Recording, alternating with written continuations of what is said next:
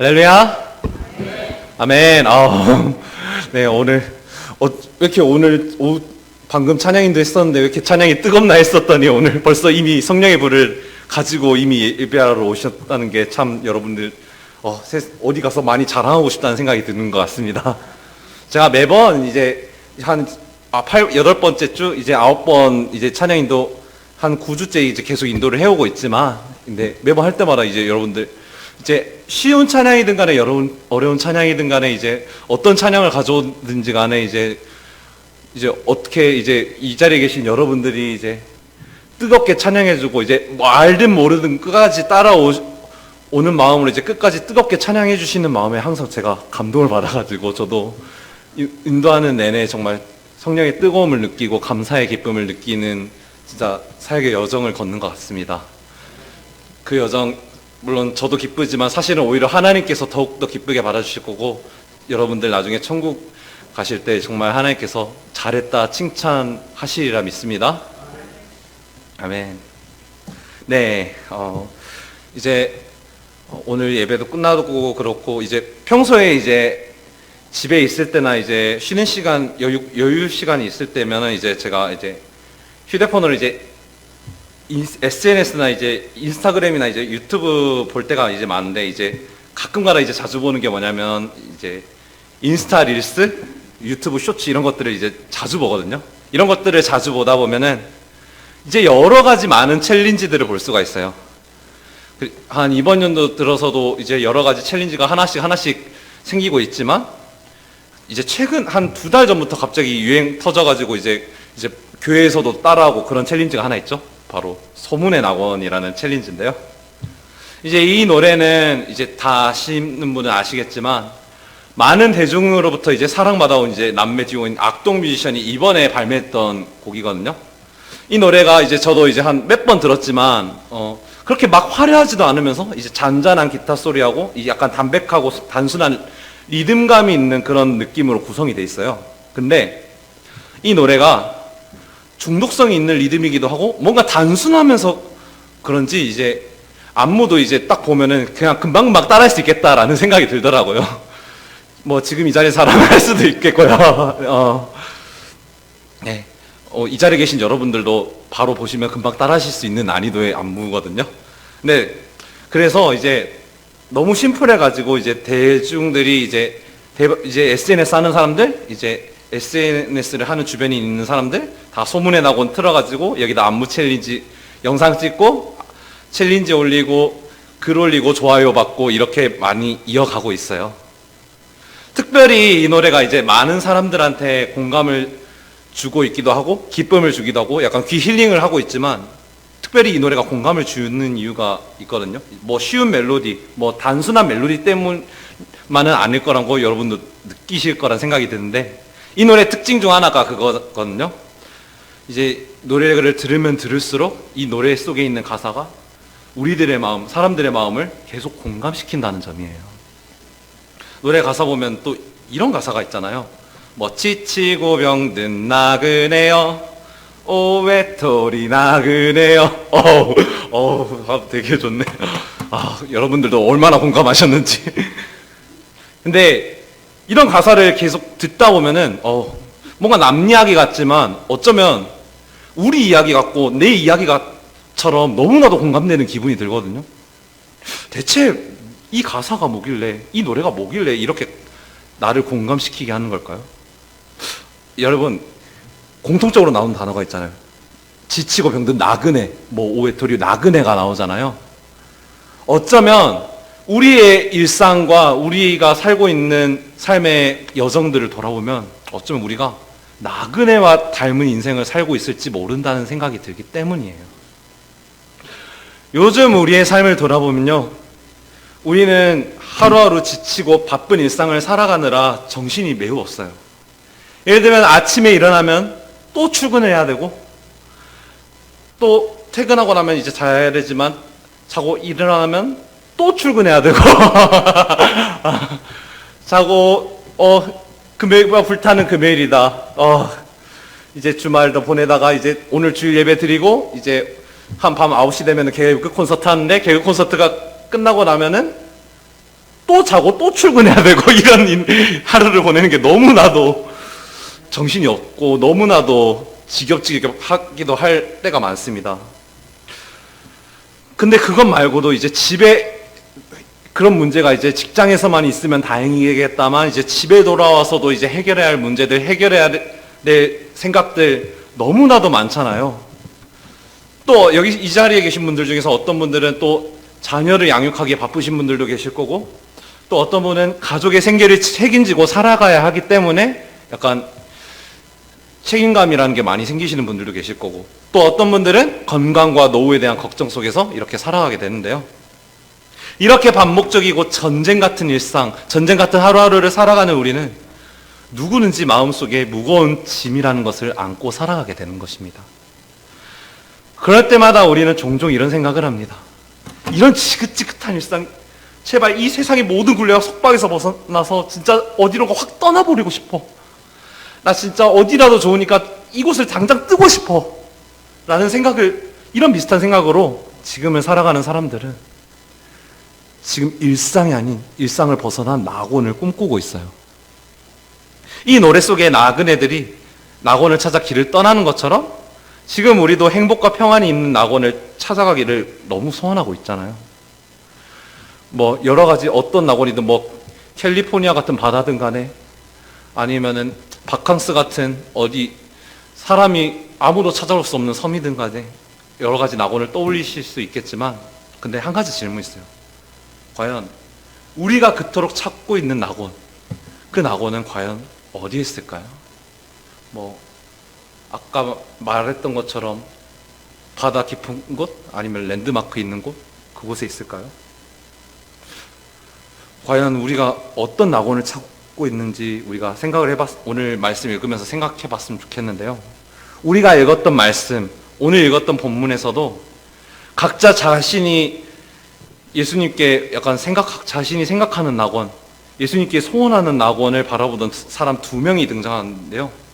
근데 이 두 사람에 대해서 말하자면은, 이 두 사람이 낙원을 찾은 장소는 화려한 장소도 아니고 좋은 장소도 아니고 행복한 장소도 아니었습니다.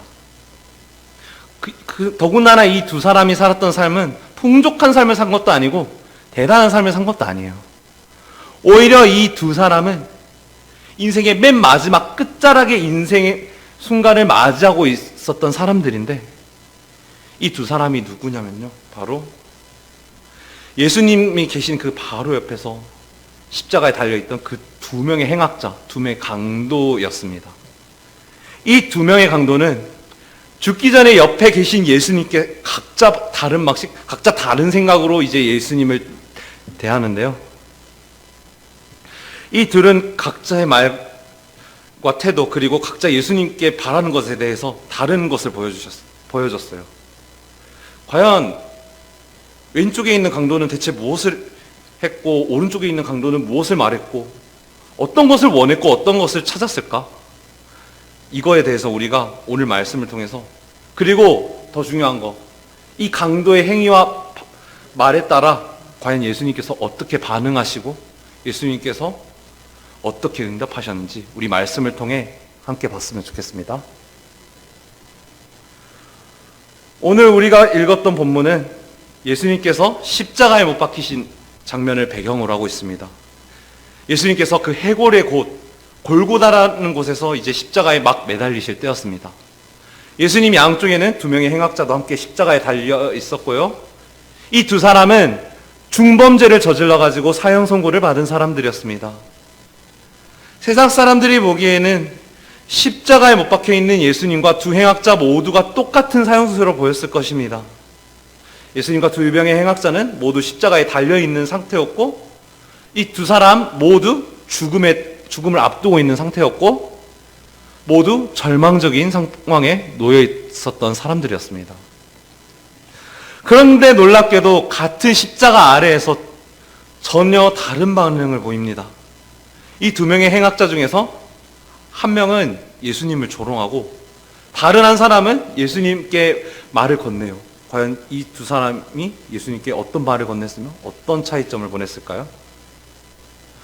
먼저 예수님의 한쪽 옆에 달려있던 첫 번째 행악자, 이 사람이 예수님을 향해서 이렇게 말합니다. 39절인데요. 너가 그리스도가 아니냐? 너가 우리를 구원하라. 처음 이 말을 들으면 그냥 단순하게 예수님을 조롱하는 말처럼 들립니다. 물론 이 안에는 조롱의 의미도 담겨 있는 거 맞습니다. 그런데 조금 더 자세히 들여보면 이 강도는 죽음을 앞둔 마지막 순간에도 자기가 원하는 것을 예수님께 요구하고 있는 것입니다. 이 첫 번째 강도가 원했던 것, 그가 원했던 것은 과연 무엇이었을까요? 이 첫 번째 강도가 원했던 것은 죄사함이 아니었습니다. 그는 예수님께 죄사함을 구하지 않았고요. 하나님 나라를 구하지도 않았습니다. 예수님이 누구신지 알고 싶어 하지도 않았고, 그가 원했던 것은 이거였습니다. 바로 지금 이 고통에서 벗어나게 해달라. 물론 본문을 보면은 아까 한 말처럼 이러한 첫 번째 강도의 요구에 대한 자세한 멘트나 자세한 내용이 그렇게 자세하게 기록되어 있지는 않은데, 하지만 이 강도가 한 말에 담겨 있는 뜻은요, 당신이 하나님의 아들이 맞으면 십자가에서 내려와 보라 라는 식으로 예수님을 조롱한 게 맞다고 분명히 이해할 수 있습니다. 그는 예수님에게 만약에 당신이 진짜 그리스도라면, 만약에 진짜 하나님 아들이 맞다면 당장 우리를 구해봐라, 우리를 안 죽게 해봐라 라는 식으로 예수님을 시험하는 것입니다. 이 강도가 예수님께 하는 말은 마치 예수님을 고문하고 조롱했던 군인들의 행동이나 다름이 없어요. 이 강도의 행동을 보면은 예수님께서 광야에서 40일 금식했을 때 그 광야에서 예수님을 시험했던 그 마귀의 목소리를 떠올리게 하는데, 이 강도가 말했던 네가 그리스도가 아니냐?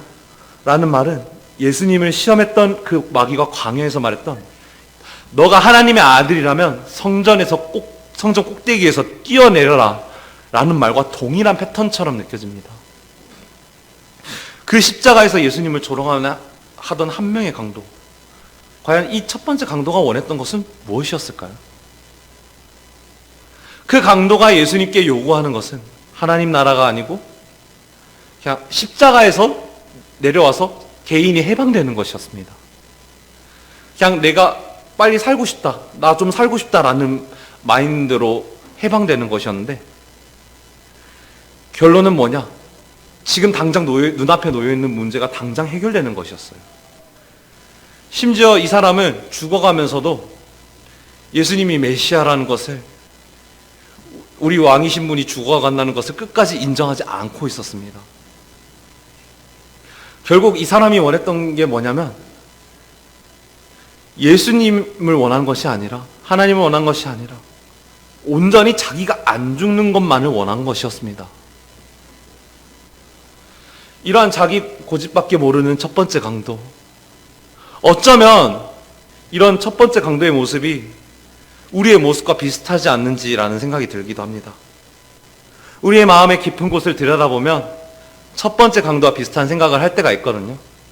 왜냐하면 우리도 죽음을 무서워하는 인간이기 때문에 죽음이나 심각한 상황 앞에서는 신앙이 아니라 이익을 찾게 됩니다. 그런 우리의 모습,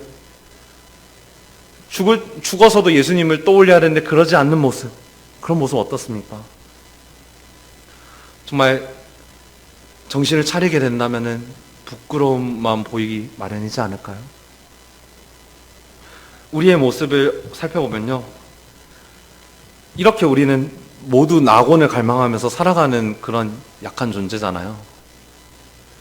사람은 누구나 마찬가지겠지만 행복을 원해요. 누구나 평안하기를 원하고 누구나 쉼을 원합니다. 그래서 우리는 끊임없이 낙원을 찾아가요. 어떤 사람은 낙원을 어디서 찾냐면 돈이나 명예에서 낙원을 찾으려고 합니다. 어떤 사람은 건강이나 아니면 자녀의 성공에서 낙원을 찾으려고 합니다. 근데 여기서 문제는 낙원을 찾는 것 자체가 문제인 것이 아니라 낙원을 어디에서 찾느냐는 것입니다.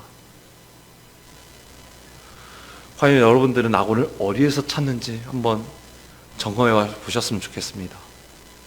하나님인지 예수님인지 아니면 세상인지 좀 마음속으로 이 하나님과 대화하면서 스스로 돌아보셨으면 좋겠습니다.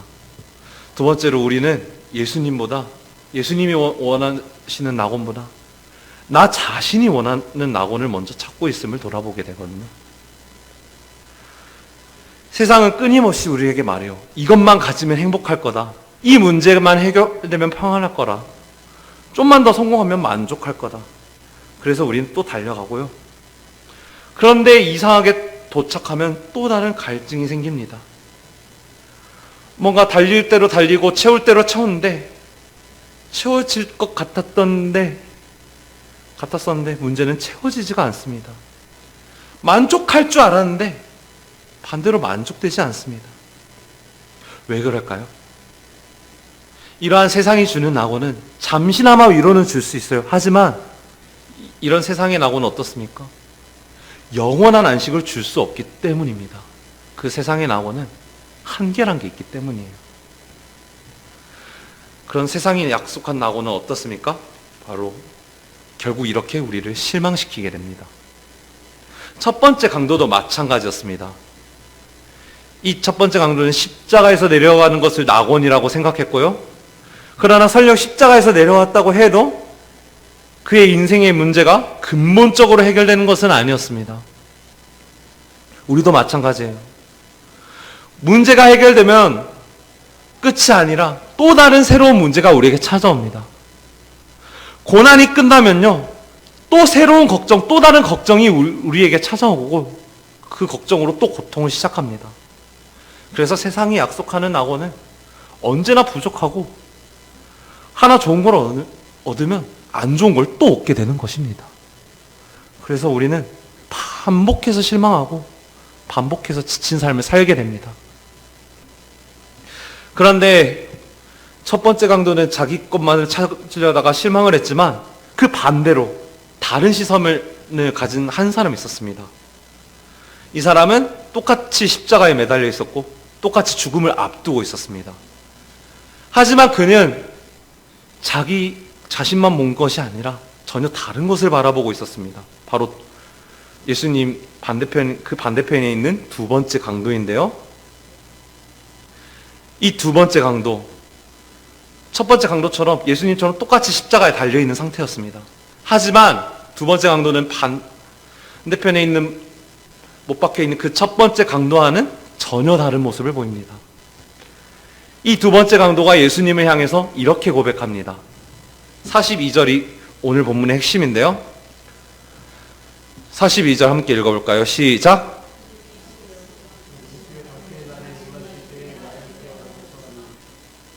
네, 예수여 당신의 나라에 임하실 때 나를 기억하소서. 이 부탁은요, 단순한 부탁이 아니에요. 이것은 그가 예수님을 향한 믿음의 고백입니다. 이 원문의 의미를 살펴보면 당신이 왕으로 오실 때 라는 의미에 가깝거든요. 그는 옆에 계신 예수님의 무엇을 믿고 바라고 있었을까요?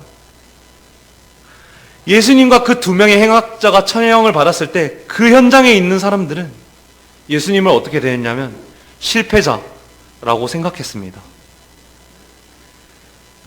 종교 지도자들도 물론 지나가는 사람들, 군인들도 심지어 다른 행악자들도 예수님을 계속 조롱하고 웃음거리로밖에 안 여겼습니다.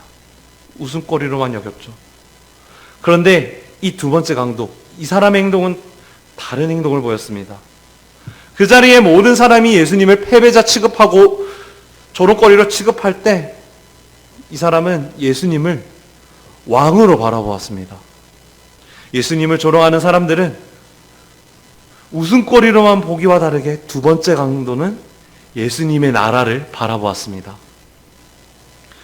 두 번째 강도, 이 강도는요, 예수님께서 직접 오병이어 사건이든지 병자를 치유하신 사건이라든지 무리를 걸어가신 사건이라든지 이렇게 예수님께서 기적을 행하신 모습을 두 눈으로 직접 본 사람도 아닙니다.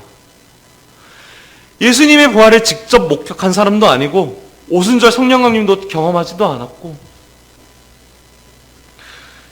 그 사람, 이 두 번째 강도는 자신이 죽기 직전에 죽어가고 십자가에 못 박혀 죽어가고 있는 예수님의 모습만 바라보았던 사람입니다. 그런데도 이 두 번째 강도는 예수님을 향해 이렇게 고백합니다. 주님, 나를 기억하소서. 이 말의 의미는 무엇일까요? 단순히 주님 나를 잊지 마세요 라는 뜻이 아닙니다. 주님 나를 기억하소서 라는 고백은 주님 나에게 은혜를 베풀고 나를 구원해 주십시오 라는 고백의 의미를 담고 있습니다. 즉 주님 저를 구원해 주십시오. 주님 나를 인도해 주십시오 라는 자기의 신앙과 자기의 믿음을 고백하는 것입니다. 이 두 번째 강도가 이렇게 고백한 이유가 무엇이었을까요? 단순히 이 두 번째 강도가 단순히 살고 싶어서의 고백일까요? 아닙니다. 이 두 번째 강도는 이미 자신이 점점 죽어가고 있다는 사실을 인지하고 있었습니다. 이 두 번째 강도는 십자가에 내려갈 것을 기대한 것이 아니고요. 오히려 이 두 번째 강도는 예수님 안에서 죽음 너머를 바라보았습니다. 그는 예수님께서 죄 없으신 분이라는 것을 이미 알고 있었습니다. 죄 없으신 분이라는 걸 알았는데, 그리고 그분이 단순히 무지한 사람이 아니라 하나님께서 보내신 왕이라는 사실을 굳게 믿고 있었습니다. 그래서 이 강도는 남들은 정죄할 때 예수님을 향해 이 사람은 처형받을 이유도 없다, 사형당할 이유도 없다, 분명 이분은 의인인데 왜 사형받는지 이해가 안 된다라는 마음으로 예수님을 대합니다. 그래서 강도가 예수님을 향해 당신의 나라에 임할 때라고 고백할 수 있는 것입니다. 세상의 모든 사람들이 끝이라고 말하는 순간 그는 예수님의 나라가 시작될 것을 믿고 있었습니다. 모든 사람이 예수님을 웃음거리로 여겨보고 있을 때 이 두 번째 강도는 예수님을 왕으로 보고 있었습니다. 그런데 여러분, 오늘 말씀에서는 이제 두 번째 강도의 놀라운 믿음과 두 번째 강도가 예수님을 대하는 참 바람직한 태도를 보여주었지만 사실 이것보다 더 놀라고 중요한 것이 있잖아요. 그것은 바로 이 두 번째 강도의 믿음에 대한 예수님께서 하시는 응답이죠. 그 자리에서 예수님은 그 못 박히시면서까지 두 번째 강도를 향해서 이렇게 말씀하십니다. 43절입니다. 우리 함께 읽어볼까요? 시작!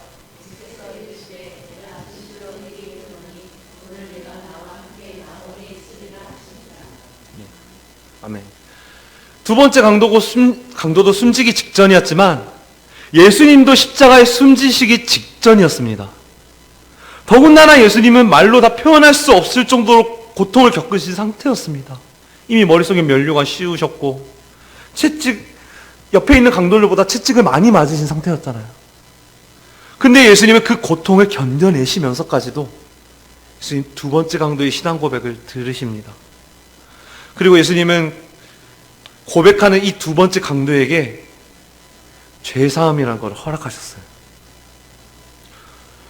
직접적으로 죄를 사하겠다라는 말은 없지만 예수님께서는 두 번째 강도에게 이런 말씀으로 두 번째 강도를 대하십니다. 너가 나와 함께 낙원에 있으리라 라는 말로 정죄가 아니라 죄사함으로 낙원에 초대하신 겁니다. 낙원에 초대하셔서 두 번째 강도를 하나님의 사람으로, 하나님의 백성으로 추대하는 것입니다. 예수님께서 두 번째 강도에게 선포하신 낙원, 이것은 어떤 낙원이었을까요? 성경에서 낙원이라는 말이 이제 헬라어로 번역하면은 파라데이소스라고 말하는데, 얘가 발음이 그 패러다이스라는 단어랑 비슷하잖아요. 그 패러다이스, 나의 안식을 누릴 수 있고 평안을 누릴 수 있는 그런 낙원을 말하는데, 과연 그 낙원이 어떤 낙원이었는지, 과연 어쩌면은 이 낙원이 그 악동 뮤지션, 그 이찬혁이 노래로 쓴 그 소문의 낙원과 비슷한 낙원이었을까요? 주의 집중해서 보면은 이 노래가 말하는 그 낙원이랑 오늘 본문에서 예수님이 선포하시는 낙원이 좀 비슷하게 느껴질 수가 있어요. 왜냐하면 악동 뮤지션 이찬혁 부모님도 선교사시기도 하고, 이찬혁 또 이제 기독교 신자이기도 하고 신앙생활하면서 겪은 내용도 이 가사에 담았으리라 믿기 때문에 어쩌면 예수님께서 말씀하신 낙원이 그 가사 안에 담기지 않았을까라는 생각이 들었습니다. 성경에서 낙원이라는 단어를 접하다 보면 여러 가지 의미를 떠올릴 수가 있잖아요. 하나님께서 천지를 창조하셨을 때 아담과 하와에게 허락하신 그 에덴 동산을 떠올릴 수도 있고요. 특히 마태복음에서 우리에게 초대하신 그 천국 또한 하나님께서 우리에게 임하실 거라고 성경에서 계속 약속하시는 그 하나님 나라, 그런 것들을 떠올릴 수가 있잖아요. 네, 이렇게 성경에서 낙원이라는 단어가 총 3번 등장합니다. 오늘 우리가 읽었던 내가 나와 함께 낙원에 있으리라 라고 선포하신 43절하고요. 고린도후서 12장 4절에 있는 사도 바울이 이끌려 올라갔던 3번째 하늘, 그리고 요한계시록에서 에베소 교회에 편지한 그 하나님의 생명나무가 있는 낙원, 그런 낙원을 말하는 데에서 3군데에서 낙원을 말하고 있어요. 그렇게 살펴보면은 성경에서 말하는 낙원은 하나님의 기쁨과 환상이 있는 곳, 하나님의 생명을 누리는 곳임을 이해할 수 있습니다. 이에 오늘 말씀에서 예수님께서 말씀하신 그 낙원은 뭐냐? 예수님께서 낙원에 초대하셨다는 그런 사실, 예수님께서 우리를 구원하셨다는 그 사실을 믿고 회개하는 죄인, 그런 죄인과 함께 하실 것을 약속하신 구원과 동행의 장소입니다. 그런데 예수님의 말씀을 자세히 보면 더 중요한 표현이 있습니다. 예수님은 오늘 네가 낙원에 있으리라라고 말씀하신 게 아니라 오늘 너가 나와 함께 낙원에 있으리라라고 약속하신 겁니다. 나와 함께. 혼자 보낸 것도 아니고 나와 함께. 왜 이것이 중요하냐면 낙원의 본질은 어느 특정한 장소로 픽하는 것이 아니라 어느 곳을 가든지 예수님과 함께하는 것이 가장 기본적이고 가장 본질이기 때문입니다. 하나님과 함께하는 곳, 그것이 하나님 나라고요. 예수님과 함께하는 삶, 그것이 진정한 낙원입니다. 그래서 예수님은 강도에게 단순히 천국행 티켓을 주신 것이 아니라 그 강도에게 예수님 자기 자신을 내어주신 것입니다.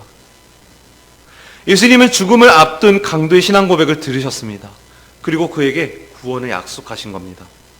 이것은 단순히 한 강도에게 주어진 말씀이 아니라 이 말씀은 하나님을 향해 진정으로 회개하고 예수님께 나아오는 그런 죄인에게 주시는 복음인 것입니다. 예수님은 오늘도 하나님 나라를 사모하고 주님께 나아오는 자들에게 이렇게 말씀하십니다. 오늘 너가 나와 함께 낙원에 있으리라. 오늘 말씀을 통해서 우리는 한 가지 사실을 발견하게 됩니다. 우리가 그토록 찾아 헤매던 낙원은 우리가 생각했던 거하고 조금 달랐습니다. 우리는 낙원을 문제없는 삶, 걱정 없는 삶, 그리고 고통 없는 삶이라고 생각했습니다. 그래서 돈이나 명예나 성공할 수 있는 부분에서 낙원을 찾으려고 했었고, 그래서 우리는 안정된 미래에서 낙원을 찾으려고 했습니다. 그런데 우리가 생각했던 그 낙원과는 다르게 오늘 예수님께서는 그 십자가 위에서 전혀 다른 낙원을 보여주십니다. 예수님께서 말씀하신 낙원은 단순히 좋은 장소가 아닙니다. 예수님께서 말씀하신 낙원은 바로 십자가, 주님과 함께하는 삶입니다. 하나님과 함께하는 곳, 우리 예수님과 함께하는 곳, 더 나아가 성령님이 우리와 함께하심을 고백하며 성령님과 함께하는 곳, 그곳이 바로 하나님 나라입니다. 예수님과 함께하며 예수님과 동행하는 것이 참된 낙원인 것입니다. 우리에게 낙원에 함께 있으리라고 말씀하신 예수님. 그래서 우리는 예수님을 반드시 기억했으면 좋겠습니다. 우리에게 낙원을 선포하신 예수님, 그런 예수님은 바로 우리의 고백을 들으시는 분이심을 밝히는 바입니다. 예수님은 지치고 병든 나그네와 같은 우리의 삶을 다 알고 계십니다. 매일 반복되는 일상, 그런 일상 속에서 예수님은 우리가 속으로나 겉으로나 힘겨워하고 있다는 사실을 이미 알고 계십니다. 그때 우리는 낙원을 꾸준히 갈망하면서 예수님 낙원으로 초대하시기를 간절히 기도하면서 예수님께 늘 아뢰었으면 좋겠습니다. 우리는 매일 갈망할 수밖에 없는 그런 연약한 존재입니다. 하지만 우리의 갈망은 우리의 슬픔, 우리의 짜증으로만 남는 것이 아니라 우리의 갈망은 곧 예수님을 향한 신앙 고백으로 이어져야 합니다. 그럴 때 주님은 갈망을 낙원을 꿈꾸는 소망으로 바꾸십니다. 그래서 갈증, 짜증이 아니라 그 갈망을 통해 소망을 찾는 저와 여러분 되었으면 좋겠습니다. 두 번째로 예수님은 우리를 낙원으로 초대하는 분이심을 이렇게 말씀을 통해 우리에게 말씀하십니다. 오늘 말씀을 통해 우리 주님이 우리와 함께 낙원에 있을 것이라고 말씀하셨잖아요. 우리 주님께서 죽음을 앞둔 두 번째 강도를 부르셨던 것처럼 오늘 우리도 부르고 계십니다. 물론 주님이 두 번째 강도처럼 진짜 죽기 일보 직전인 사람에게만, 임종을 앞둔 사람에게만 낙원을 선포하신 게 아니라 지금 좋은 삶을 살고 있든 건강한 삶을 살고 있든 안 좋은 삶을 살고 있든 힘들든 간에 뭐 부끄러운 일이든 아니든 건강하든지 아니든지 죽기 직전이든지 아니든지 예수님은 날마다 우리를 초대하기를 간절히 원하십니다. 우리는 어떠한 상황이든지 간에 낙원으로 초대하시는 예수님께 시선을 두길 소망합니다. 우리 마지막으로 세 번째로 예수님은 어떤 분이시냐면 우리의 유일한 낙원이 되어주시는 분이십니다. 여러분, 유일한이라는 말에 기울여 주셨으면 좋겠습니다. 왜냐하면 예수님께서 주시는 낙원은 세상이 줄 수 없는 낙원입니다. 세상이 주는 낙원은 언젠간 사라지고 뭐 세상이 주는 뭐 돈, 뭐 건강, 성공 죽고 나면은 영원할 수 없습니다. 물론 죽기 전에도 언젠가는 사라질 운명입니다. 그러나 그 십자가의 죽음을 이기시고 부활하신 예수님께서 초대하신 그 참된 낙원은요, 영원합니다. 유일하게 영원하고요. 우리는 예수님께서 초대하신 낙원이 없이는 생명을 얻을 곳이 없습니다. 그래서 예수님과 함께하는 삶, 그것은 바로 결코 무너지지 않는 낙원, 결코 인생에서 죽지 않는 낙원을 향해서 오직 단 하나뿐인 길을 향해 가는 것입니다. 예수님께서 말씀하신 낙원 하나밖에 없습니다. 지금 여러분에게 가장 떠오르는 소문의 낙원은 과연 무엇입니까? 세상에 아무리 안정시킬 소문의 낙원이 있다고 느껴지고 있다고 소문이 들릴지라도 여러분들 꼭 기억했으면 좋겠습니다. 예수님께서 말씀하신 낙원, 예수님께서 인도하신 낙원, 하나님께서 창조하신 그 낙원보다 좋은 낙원은 세상에 어딜 뒤져봐도 찾을 수 없습니다. 아무리 세계 일주한다는들 찾을 수 없고, 그것은 온전히 우리를 창조하신 하나님께서만이, 우리에게 보내신 예수님만이, 우리의 마음속에 함께 하시는 성령님만이 그 낙원으로 인도하여 주실 것입니다. 그래서 우리는 세상이 줄 수 없는 가장 평안한 예수님의 낙원, 그런 낙원을 찾았으면 좋겠습니다. 악동 뮤지션의 노래 속 나그네들은 불치병이 없는, 아픔이 없는 그런 낙원을 찾아 길을 떠납니다. 우리도 마찬가지로 그런 아픔이 없는 낙원을 찾아 살아가고 있습니다. 그런데 오늘 복음은요, 우리에게 놀라운 사실을 알려주고 있습니다. 우리가 낙원을 찾아가는 것이 아니라 예수님께서 우리를 낙원으로 초대하고 계신다는 것입니다. 십자가 위의 강도는 인생의 마지막 순간에 세상이 말하는 낙원이 아니라 예수님께서 주셨던 낙원을 발견한 것입니다. 그리고 예수님은 오늘도 말씀하십니다. 오늘 너가 나와 함께 낙원에 있으리라. 여러분, 살다 보면 우리는 낙원에 대한 소문을 많이 듣게 됩니다. 그런데 우리는 반드시 기억해야 할 것이 있습니다. 예수님께서 우리를 초대하시는 낙원은 세상의 어느 곳에서도 찾을 수 없고, 우리 인생의 성공하는 과정에서도 찾을 수 없고, 내가 가지고 있는 소유에서 찾을 수 없고, 문제없이 풀린 것처럼 느끼는 인생에서 찾을 수 없습니다. 낙원은 우리와 동행하시고 우리에게 보내신 예수님, 성령님, 우리를 창조하신 하나님에게서만 발견할 수 있습니다.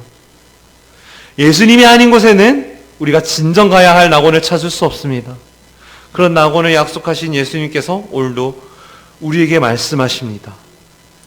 오늘 너가 나와 함께 낙원에 있으리라. 그래서 저와 여러분 모두가 예수님께서 주신 그 십자가 사랑, 그 부활 소망으로 예수님께서 하신 그 약속을 붙들고 살아가는 우리 모두가 되었으면 좋겠습니다.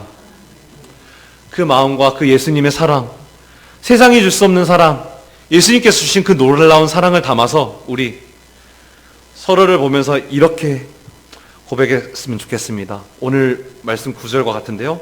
오늘 너가 나와 함께 낙원에 있으리라. 네, 이렇게 말하면 반말 같으니까 오늘 당신이 저와 함께 낙원에 있을 것입니다.